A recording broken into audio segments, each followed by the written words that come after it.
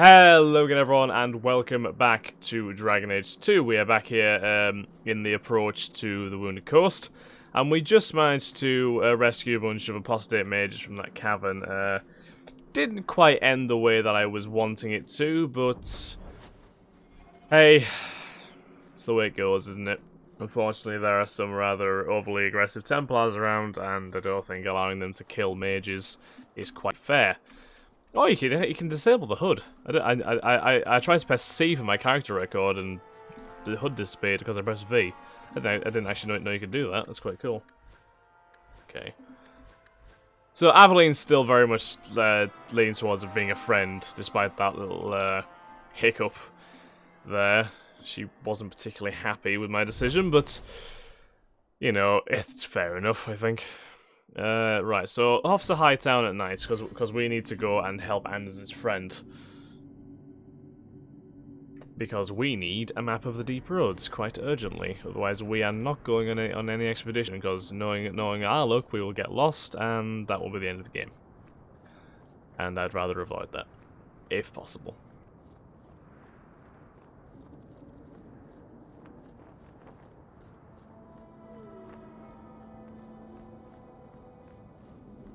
That?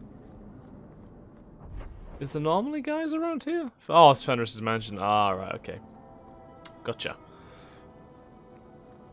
Okay, Anders. What are we going to do? I saw Carl go inside a few minutes ago. No Templars so far. Are you ready? Yes. I didn't see anyone suspicious out here. Let's do this fast. All right. I'll handle the talking. You watch for Templars. Are you sure you want to handle talking, Anders? I remember you being a bit wild, but maybe he's changed over the last few years. I don't know. When we find Carl, just let me talk to him. Okay, no problem. So if I remember rightly, Carl is Anders' friend, and he's came in. He's a follower of the Chantry, but I believe he's an apostate mage, isn't he? I think. Or has he just been? Can't quite remember actually. Find Carl inside the Chantry and help him escape. I don't think he's an apostate mage because if he would, it'd be oh no, he would be, wouldn't he? Yeah, we'll see who he is. I'm sure we'll find out. Let's just hope there's no Templars around. There he is, because he's a follower of the Chantry and such. Anders, I know you too well. I knew you would never give up. What's wrong? Why are you talking like... I was too rebellious, like you. The Templars knew I had to be made an example of. No! How else will mages ever master themselves? You'll understand, Anders. Oh dear me. As soon as the Templars teach you to oh control shit. This was all essentially a trap. This is the apostate. Oh, you son of a bitch! What the fuck? You will never take another mage as you took him. What the fuck? Anders?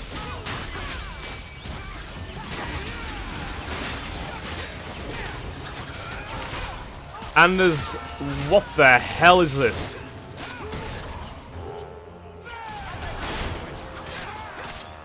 Well, safe to say I didn't quite expect that one.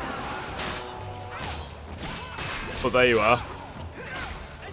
Got a bunch of Templars to finish off now, which I'm not exactly surprised by, as I was expecting this to go quite wrong.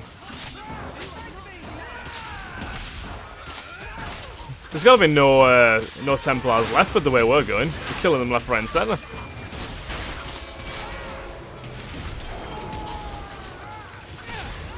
That was the lieutenant as well.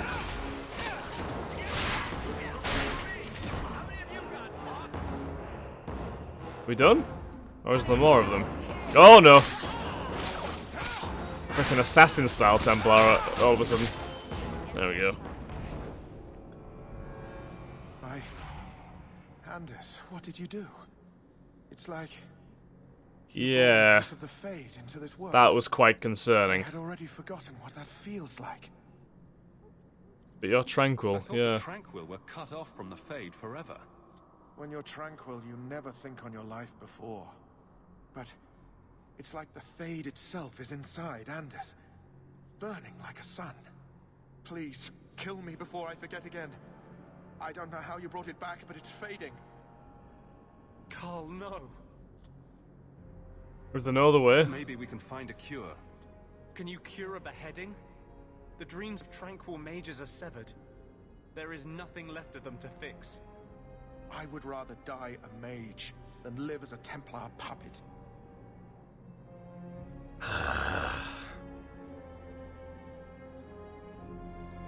You know what? Wait. No, don't kill him. The tranquil I've met seem content with their lot.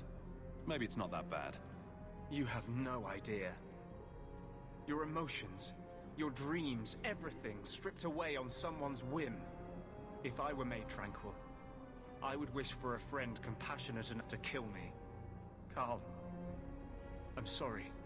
Now, it's fading. Why do you look at me like that? Oh. Oh god. Goodbye. Oh. We should leave before more Templars come. Shit. That went completely pear-shaped. That was literally the exact opposite of what we wanted to happen. That was And more. normal magic you just did, was it? This is hard to explain. When I was in Amaranthine, Justice! I met the Spirit of Justice, Aha! who was trapped outside the Fade. Technically, you never met him in Became my game, but yeah, friends. okay. And he recognized the injustice that mages and Thaders face every day. And that's different than a demon. Just as demons prey on the deadly sins of mankind, there are good spirits who embody our virtues. Spirits of compassion, fortitude, justice. They are the Maker's first children, and they have all but given up on us. You're fortunate, This yeah. spirit sounds like a useful friend to have. He was far better to me than I have been to him. To live outside the Fade, he needed a host. I offered to help him. We were going to work together, bring justice to every child ever ripped away from his mother to be sent to the Circle. But I guess I had too much anger. Once he was inside me, he changed. Oh god. So, you have this spirit of justice living in your head? It's not like that. He's gone now. He's part of me. It's not like we can have a conversation. I feel his thoughts as my own. Not even the greatest scholar could tell you where I end and he begins. So they're like fused into one person, essentially. Oh god. Sorry. This is yeah. obviously difficult for you. I thought I was helping my friend. He would have died, I guess. If that even means anything. And he wanted to help me. He knew what mages have suffered. You tried to help a friend. Surely no harm can come of that? I wish I still had your innocence. There was too much hatred in me. Justice thought he would overcome that. But my anger, when I see Templars now, things that have always outraged me, but I could never do anything about, he comes out. And he is no longer my friend, Justice. He is a force of vengeance, and he has no grasp of mercy. Can you undo this? Can Yeah. justice ever be separated from you? I don't think so. The only way a spirit has ever been separated from a living host is by its death. The curse is of my own making. All I can do now is hope to control it. Can you bring him out at will? No. He comes only when I've lost all power over myself. It's a madness, a frenzy. I only find out after what I might have done. That doesn't sound promising. Great, I can flirt with him. Yes, definitely. I wish I could help. Is there anything I can do for you? You're the first one I've ever told this. Thank you for not running away. My maps are yours. As am I, if you wish me to join your expedition. I thought I was done with the Grey Wardens. But if you have any need of me, I will be waiting here. No problemo. Okay, so we have Anders now as part of our party. He's Definitely changed a lot from what he was like in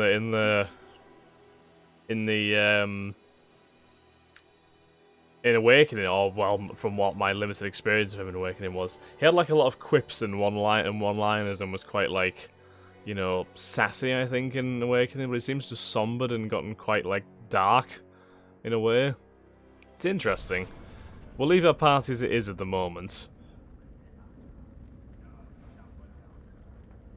Can we speak to Anders immediately? We I had can. a friend like you once. Got in all kinds of trouble. Dragged me along. Didn't think I'd be doing that again. I got a bit weighty the last time we talked. Sorry for putting that on you. I'm always ready to listen. You can tell me anything. Anything? Be careful what you offer. I hope I didn't seem too selfish when I told you about justice. I didn't know what would happen. I figured a willing host, a friend. It had to be better than playing the demon and haunting some corpse. Well, at least you got a nice body, fuck's sake. No, right. You did the right thing, yeah. We can't always predict the outcome of our actions. We can only make them with a true heart. Well, under that scruffy exterior, I think you've got a bit of a soft heart yourself. I'm sorry, I shouldn't presume. We've hardly met and I feel like I know you.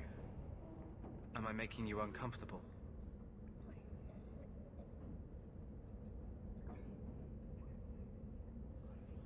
Yes. I don't want you thinking about me that way. Everyone wants to control my thoughts. Fine. I hear you.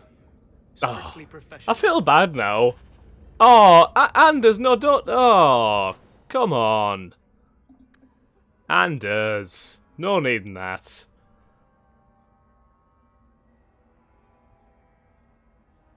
I need to get all angry at me and stuff.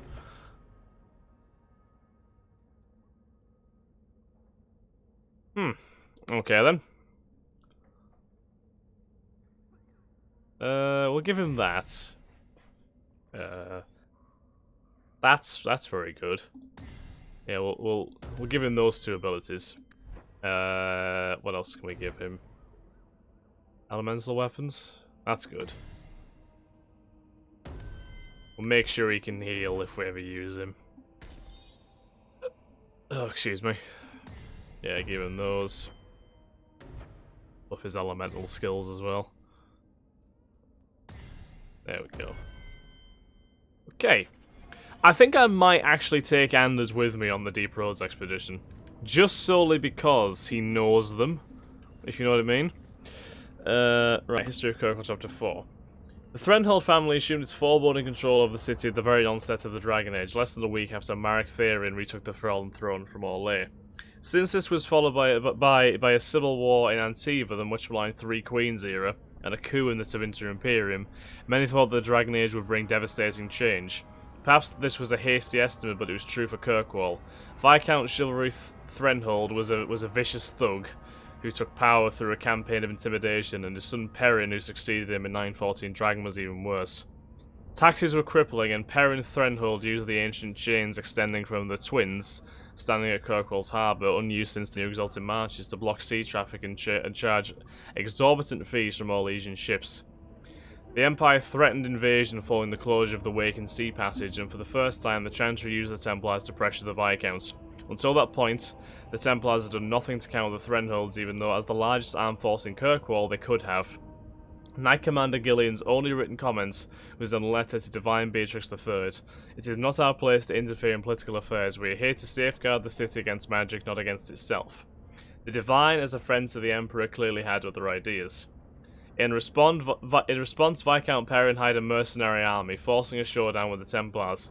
They stormed the gallows and hung Knight Commander Gillian, igniting a series of battles that ended with Perrin's arrest and the last of his family's rule. The Templars were hailed as heroes, and even though they wished to remain out of Kirkwall's affairs, it was now forced upon them. Knight Commander Meredith appointed Lord Marlo Dumas as the new Viscount in 921 Dragon, and she's remained influential in the city's rule ever since. And it sounds like she's kind of exploiting that a bit, from all that I've seen of her actions anyway. So, what do we have then? Varric sources say that one by the name of Matcha has been desperately seeking a particular Templar. She'd been spotted outside the Chantry in Hightown during the day. Okay, so we have the Deep Roads expedition. Talks to Varric and Lowtown's Hangman pub. Okay, so it's a Hightown during the day, and then there, and then the Lowtown pub. Okay, I can do that. Not a problem. I think we'll go and speak to Varric first because you know we should definitely prioritize our companions over anything else. Let's just leave the area for the time being.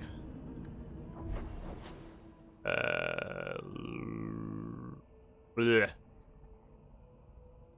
Hangman, there we go. If an encounter is too challenging, turn down the difficulty setting in the options menu. I don't think I'm going to have to do that in this game, well I hope not anyway. But we'll see. Oh god, what's happening here? You owe us, Isabella. Oh, Jesus Christ. Well, Lucky, I'll tell you what. Since the information you gave me was worth nothing, that's what I'll pay you. Ha! Well said. Me and my boys will get our money's worth, bitch. I have Poor soul. I have a weird feeling that he's gonna regret that. Oh!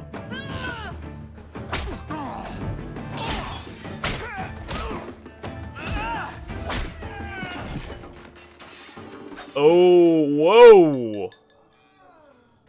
Tell me, Lucky, is this worth dying for? Yeah, I'd just get the hell out of there if I were you, my good man.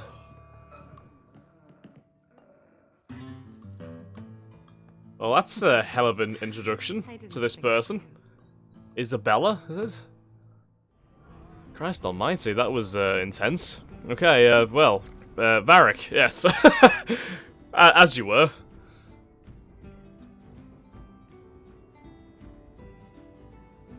So, I've been dying to know. What was going through your head when you fought that ogre? Mage, that's big. Protecting my family, I yeah. knew that whatever happened, I had to get the others to safety. Lots of people talk about nobility and selflessness, generally in the same stories that have magic beans. Somehow, Hawk, I imagine things won't be dull with you around. Not that I expect the deep roads to be boring, mind you. Constant threat of doom does tend to keep you awake. Yeah, I imagine so. Anything in particular I should know about your brother? To understand Bartrand, you've got to understand the Dwarven Merchants Guild. These are dwarves who would sell their mothers if they thought it'd get them a better share of the lyrium market.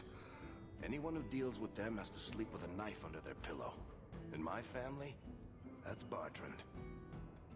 What are your plans for this trip into the deep roads? Bartrand's running the show. Andraste's ass, he'd probably do that even if we weren't paying for everything. The tide we're looking for is supposed to be a week's travel from the surface, so I hope you aren't scared of the dark. A little bit, not We've gonna got lie. Supplies, muscle, excavators. The plan is to carry out everything that's not nailed down. If we'll be working together, I should find out more about you. True enough. I suppose you ought to know my credentials. My family came from Orzammar, noble house Tethras, until my father got caught fixing provings. He and our whole house got exiled. No huge loss. I was born up here. Sunshine suits me just fine. Oh well. What do you do? Are you a merchant? A mercenary? I'm a younger son. It's a difficult and dangerous profession. A lot of us die of boredom. Fortunately, being Bartrand's younger brother keeps me on my toes. Maker knows he lacks subtlety. I'm the one who pulls strings to keep the coterie out of our hair. Keep us just a whisker ahead of the other families. Have you been underground? What are the deep roads like?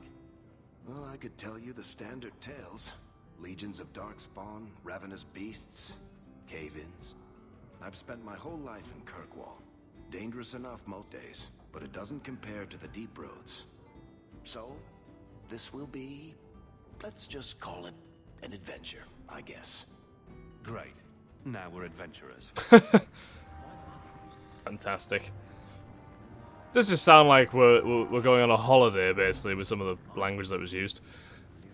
Okay, so I think on that note, we shall end this episode here. Thank you very much for watching, guys. Do hope you have enjoyed. If you have, then please like, comment, subscribe, and share.